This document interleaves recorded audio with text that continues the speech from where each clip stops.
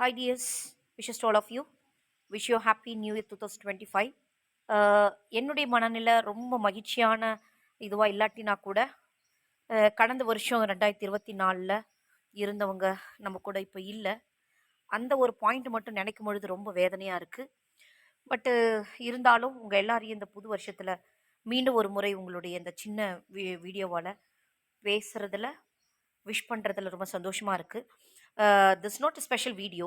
இந்த வீடியோவில் ரொம்ப சுவாரஸ்யம் எதுவுமே இல்லை. பட் இருந்தாலும் ஒரு 2-3 மாதத்தினுடைய கொஞ்ச நாளுடைய ஹார்ட் ஒர்க் எவ்வளோ ஒரு பெரிய நிறைவை மகிழ்ச்சியை கொடுக்குது நமக்கு அப்படின்றதுக்காக தான் இந்த வீடியோ. இன்றைக்கி 2025 ஃபஸ்ட்டு ஜான்வரி. என் பிள்ளைங்களை தான் பார்க்கணுன்னு ஓடி வந்தேன். பிள்ளைங்க லீவில் இருக்காங்க.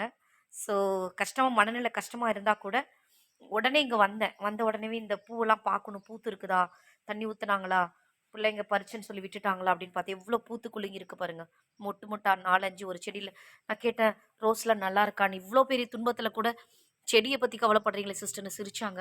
அப்படி இல்லை, எவ்வளோ கஷ்டப்பட்டு வச்சது இல்லையா, அவங்களாம் பூத்து குலுங்கும் பொழுது தான் நானே நினைப்பேன். வந்து கிண்டலாக சொன்னேன், ஒரு செடியிலேருந்து உடச்சி எடுத்துகிட்டு வந்து உயிர் கொடுக்க முடிஞ்சிச்சு. ஆனால் மனுஷ வாழ்க்கையில் மனுஷங்களுக்கு உயிர் கொடுக்குற இதை கொடுக்கல, கடவுளால் மட்டும்தான் முடியும்.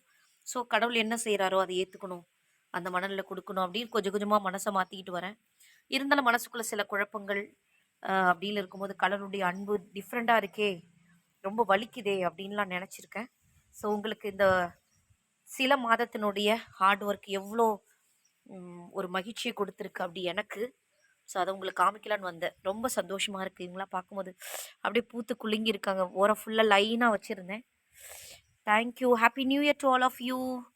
பிள்ளைங்களாம் வந்து பார்க்கும் பொழுது